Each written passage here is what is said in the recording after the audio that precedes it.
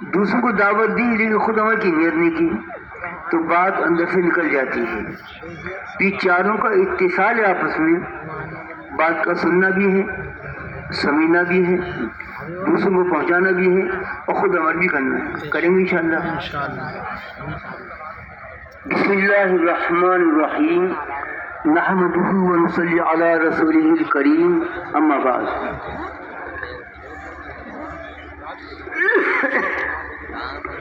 محترم دوستو، دین ذمہ داری کا نام ہے، اور جو دین کی جتنی زیادہ ذمہ داری پوری کریں گے اللہ پاک کی مدد اتنی ان کے ساتھ آئے گی. لیکن یاد رکھنا، اللہ پاک کی مدد جو آتی ہے وہ یقین والوں کے ساتھ آتی ہے، شک والوں کے ساتھ نہیں آتی. تو دین کی بات کو ہمیں اس یقین کے ساتھ سننا ہے اور عمل کرنا ہے کہ جو غیبی نصرتیں یقین والوں کے ساتھ صحابہ اکرام کے زمانے میں آئیں وہ غیبی نصرتیں قیامت تک آئیں گی. اللہ کی غیبی نصرتیں شک والوں کے ساتھ نہیں آتی، یقین والوں کے ساتھ آتی ہیں. مدینہ منورہ میں اللہ کے وعدوں پر، اللہ کے رسول کی خبروں پر صحابہ کرام کو یقین تھا اور ان منافقوں کو شک تھا. اللہ کے وعدے شک والوں کے ساتھ پورے نہیں ہوتے، اللہ کے وعدے یقین والوں کے ساتھ پورے ہوتے ہیں. خندق کھودی جا رہی تھی، رسول اکرم صلی اللہ علیہ وسلم آپ بھی خندق کھود رہے تھے. تو خندق کے دوران میں ایک چٹان آئی، آپ نے کدال ماری، اس میں سے روشنی نکلی. آپ نے فرمایا ایران فتح ہو گیا. یہ دو بڑی طاقتیں نہیں اس زمانے میں، قیصر اور کسریٰ، یعنی ایران اور روم. روم کا بادشاہ قیصر اور ایران کا بادشاہ کسریٰ، یہ لقب تھے بادشاہوں کے. تو آپ نے فرمایا کہ ایران فتح ہو گیا. صاحب اکرام نے باول بلند ہو کر کہا اللہ اکبر، اور بعد نے کہا کہ خندق کا میدان جگمگا گیا روشنی سے، نور سے. پھر آپ نے اس چٹان پر ایک دوسری کدال ماری، پھر روشنی نکلی، سارا میدان جگمگا گیا.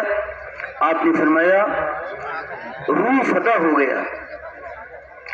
صاحب اکرام نے پھر باواز بلند ہو کر کہا اللہ اکبر. لیکن منافق ہنسنے لگے. کیوں؟ کہ منافقوں کو شک تھا، ان کے کپڑوں میں پیبند لگے ہوئے ہیں، ان کے پیٹوں پر پتھر بندھے ہوئے ہیں، اور کہتے ہیں کہ ایران فتح ہو گیا اور روم فتح ہو گیا. کیوں؟ کہ اچھا صاحب اکرام کو یقین تھا ایک وقت ایسا آئے گا ایران بھی فتح ہوگا، روم بھی فتح ہوگا. کیوں؟ فرق کیا تھا؟ فرق یہ تھا محترم دوستو، صحابہ اکرام حکم کو دیکھتے تھے اور منافق حال کو دیکھتے تھے. کہ حال تو ان کا یہ ہے کپڑوں میں پیبند لگے ہوئے ہیں، پیٹوں سے پتھر بندھے ہوئے ہیں، اور یہ خوشخبری سنا رہے ہیں کہ ایران فتح ہو گیا، روم فتح ہو گیا. تو یہ سن کر منافق ہنسنے لگے، کیونکہ ان کو شک تھا اللہ کے وعدوں پر، اللہ کے نبی کی خبروں پر. اچھا دوسری بات یہ، ایک ہماری نظر ہے اور ایک نبی کی خبر ہے. صحابہ کرام خبروں پر عمل کرتے تھے اور منافق نظروں پر عمل کرتے تھے. وہ ظاہر کو دیکھتے تھے. اللہ کے وعدے شک والوں کے ساتھ پورے نہیں ہوتے، اللہ کے وعدے یقین والوں کے ساتھ پورے ہوتے ہیں. مدینہ منورہ میں کیونکہ صحابہ کرام کو یقین تھا اللہ کے وعدوں پر، اللہ کے نبی کی خبروں پر، اللہ کے وعدے یقین والوں کے ساتھ پورے ہوتے ہیں تو ان کا یقین بڑھ جاتا تھا. شک والوں کے ساتھ اللہ کے وعدے پورے نہیں ہوتے تو ان کا شک بڑھ جاتا تھا. تو مدینہ طیبہ میں صحابہ کرام کا یقین بڑھ رہا تھا اور منافقوں کا شک بڑھ رہا تھا. کیونکہ شک والوں کے ساتھ اللہ کے وعدے پورے نہیں ہوتے. شک کسے کہتے ہیں؟ صاحب کس نے دیکھا قیامت کا دن، اور کس نے دیکھی جنت جہنم، اور جب مریں گے دیکھ لیں گے، اور یہ دنیا سب جو ہے جو مزہ اڑانے میں اڑا لو، یہ سب شک کے جملے ہیں۔ علماء اکرام لکھا ہے کہ شک اور ایمان ایک جگہ جمع نہیں ہوتے، شک اور ایمان ایک جگہ جمع نہیں ہوتے۔ یہاں تک لکھا ہے علماء اکرام نے کہ ایمان والا گناہ کر سکتا ہے لیکن شک نہیں کر سکتا۔ اللہ اس کے نبی کی خبروں پر شک، قرآن حدیث کی باتوں پر شک، کہتے شک اور ایمان ایک جگہ جمع نہیں ہوتا۔ اسی محترم دوستو، دین کا سارا کام جو ہے وہ یقین کے اوپر ہے۔ ایک بات بھی لکھا ہے کہ ایک آدمی شک کی حالت میں اس کی موت آئی، اس کو شک تھا قیامت کے دن پر، اس کو شک تھا جنت جہنم پر، اس کو شک تھا مرنے کے بعد دوبارہ زندہ ہونے پر۔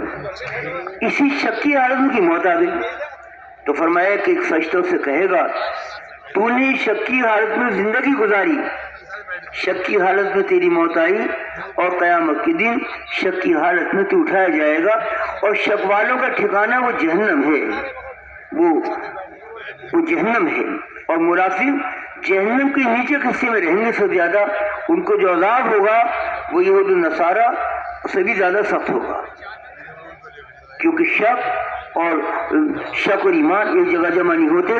اسی محترم دوستو، ہمیں دین کی بات کو یقین کے ساتھ سننا ہے، سنیں گے انشاءاللہ۔ اب دیکھو سیرت میں ایک بات ملتی ہے،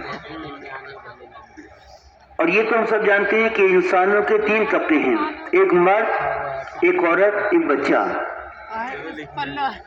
سیرت میں یہ بات ملتی ہے کہ تینوں طبقوں میں ایک ساتھ محنت کی گئی ہے۔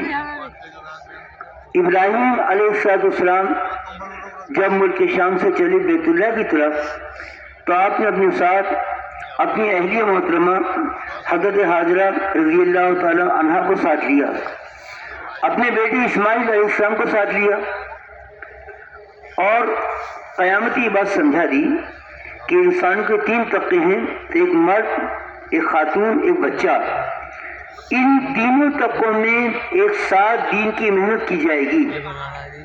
رسول اکرم صلی اللہ علیہ وسلم آپ غار حرا میں تشریف فرما ہیں تو آپ پر پہلی وحی نازل ہوئی، قرآن پاک کی 5 آیتیں نازل ہوئی۔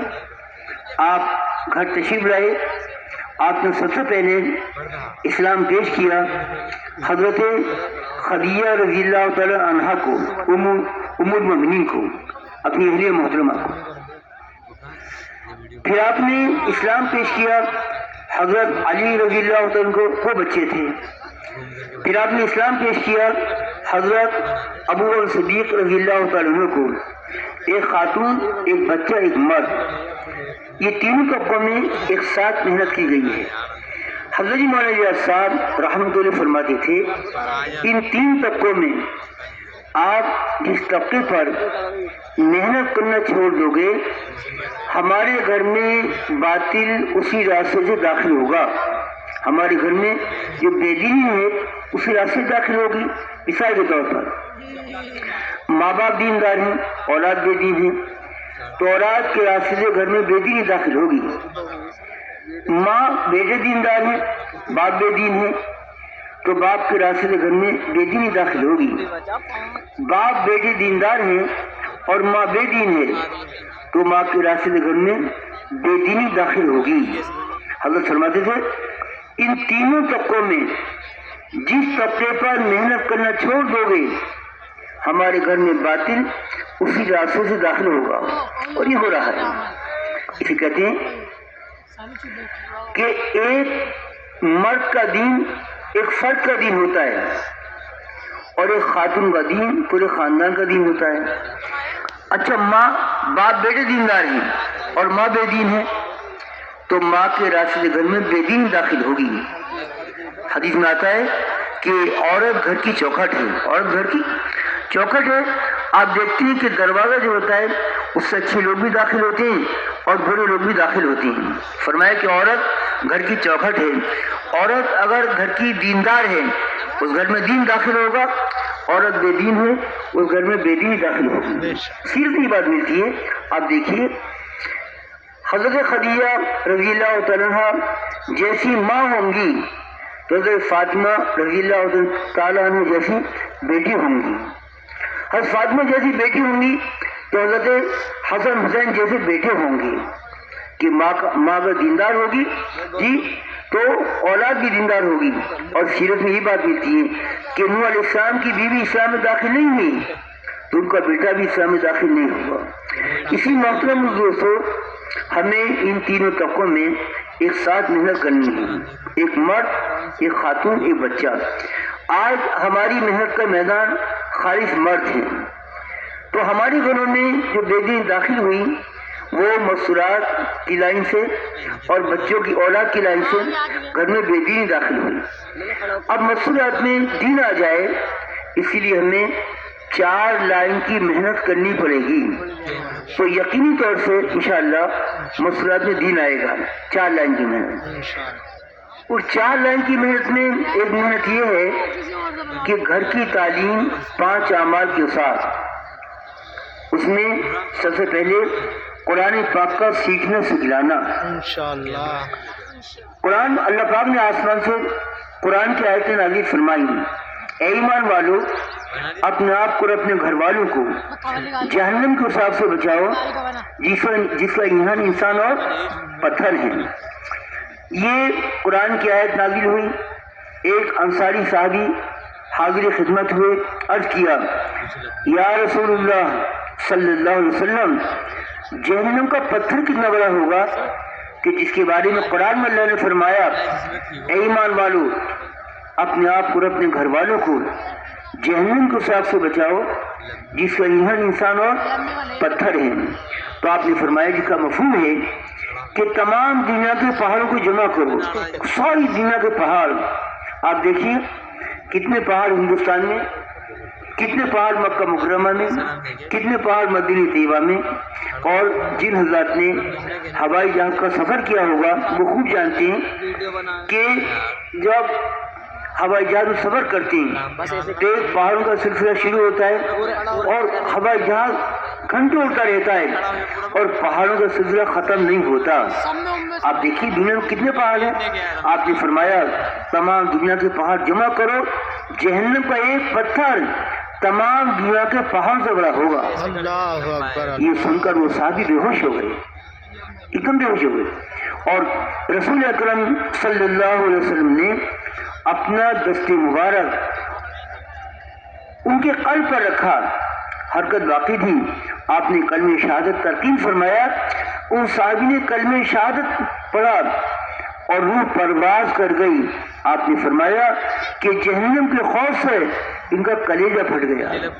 اور یہ بات میں آتا ہے کہ جنت میں داخل ہو گئے. حضرت علی رضی اللہ تعالیٰ عنہ اس آیت کی تفسیر میں فرماتے ہیں کہ اپنے آپ کو اپنے گھر والوں کو جہنم کے عذاب سے بچاؤ جس کا ایندھن انسان اور پتھر ہے. یعنی گھر والوں کو دین سکھلاؤ, گھر والوں کو دین سکھلاؤ. تو میں نے عرض کیا محترم دوستو مسورات میں دین آئے گا 4 لائن کی محنت سے. اس میں پہلی محنت یہ ہے کہ گھر کی تعلیم, گھر کی تعلیم 5 اعمال کے ساتھ. گھر کی تعلیم میں پہلا عمل ہے قرآن پاک کا سیکھنا سکھلانا. اور یہ صحابہ کرام کی قدیم سنت ہے. رسول اکرم صلی اللہ علیہ وسلم آپ غار حرا میں تشریف فرماتے, قرآن پاک کی 5 آیتیں نازل ہوئی. آپ گھر تشریف لائے.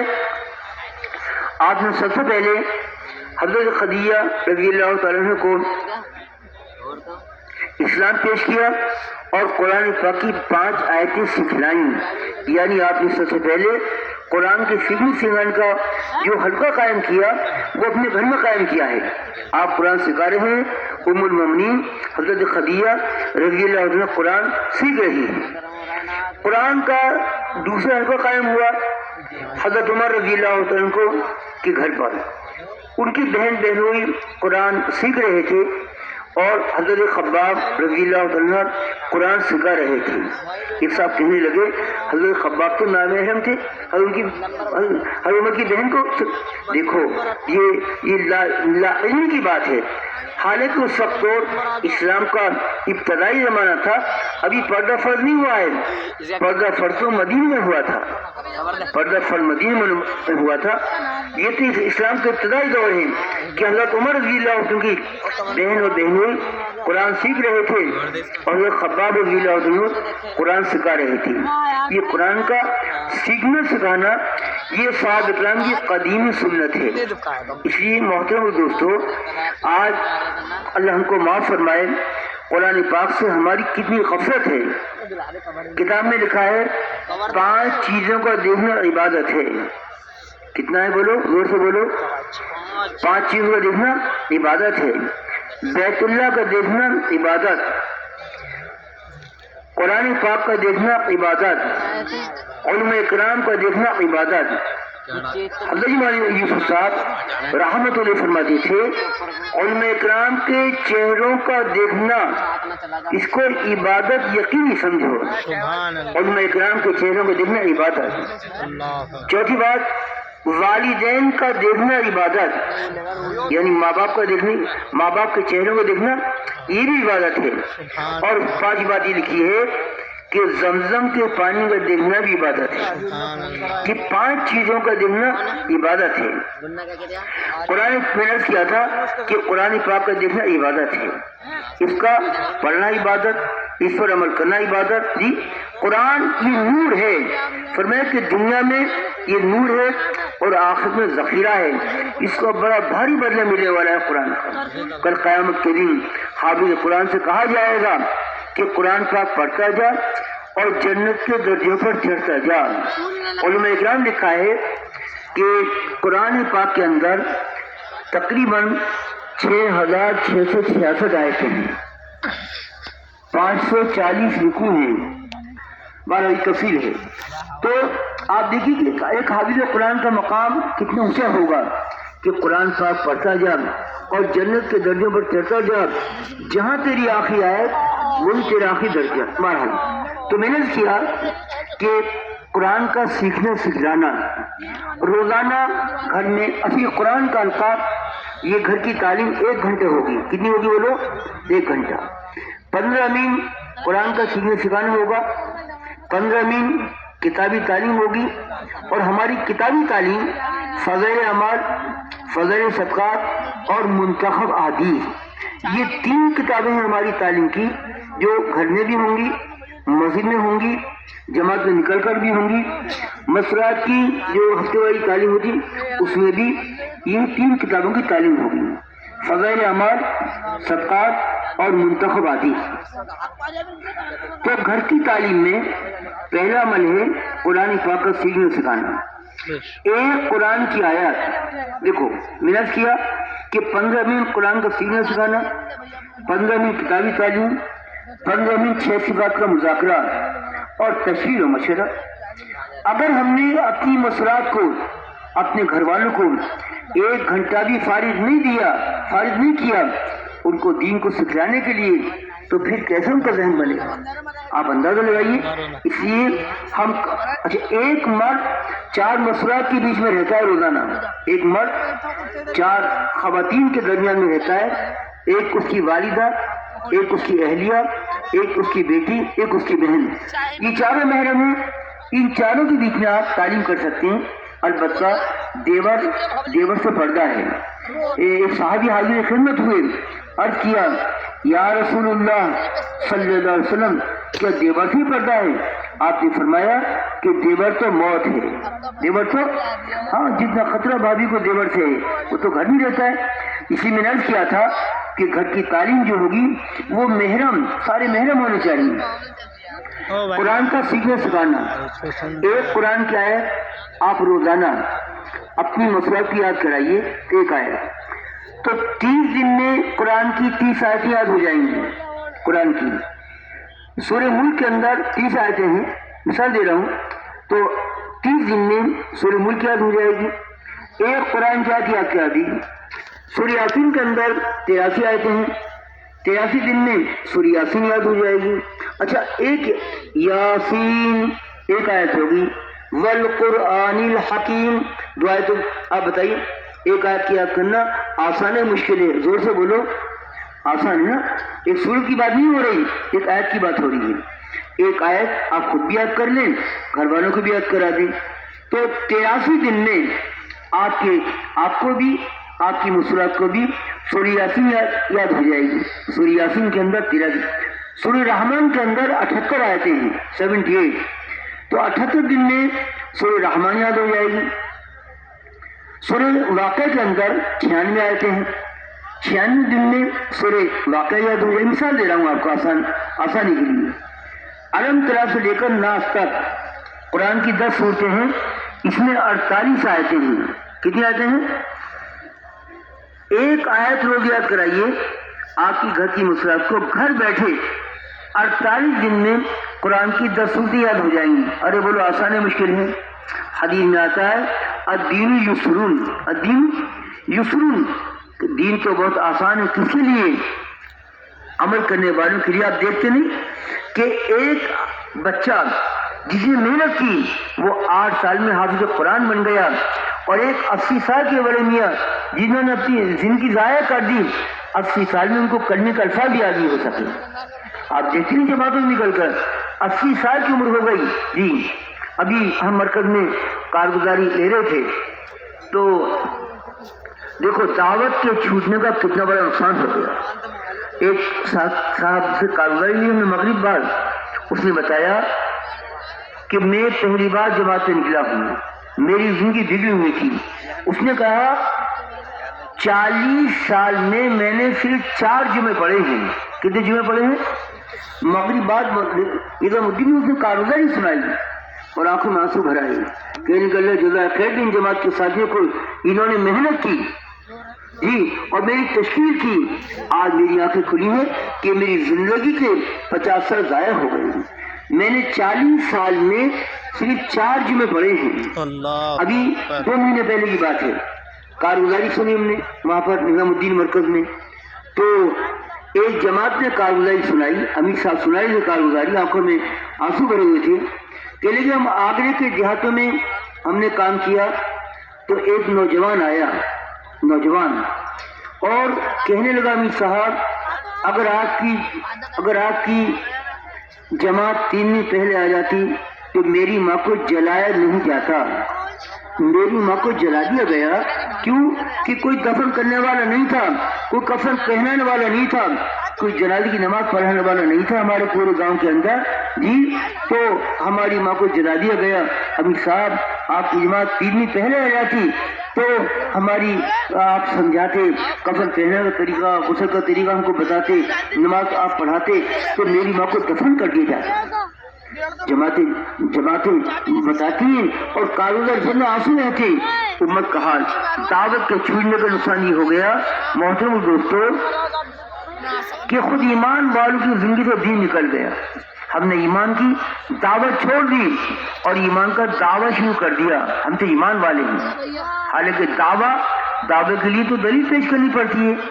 تو فرمایا کہ جو ہے ایمان کی دعوت چھوٹنے کا نقصان یہ ہوا کہ خود ایمان والوں کی زندگی دین نکل گیا. ابھی کارگزاری سنی مرکز میں ایک صاحب کہنے لگے, ایک مسجد میں ہمارا قیام تھا, تو انہوں نے کہا امیر صاحب 3 دن کے بعد اس مسجد کو خالی کر دینا, کیونکہ یہاں 5 دن تک نماز نہیں ہوگی.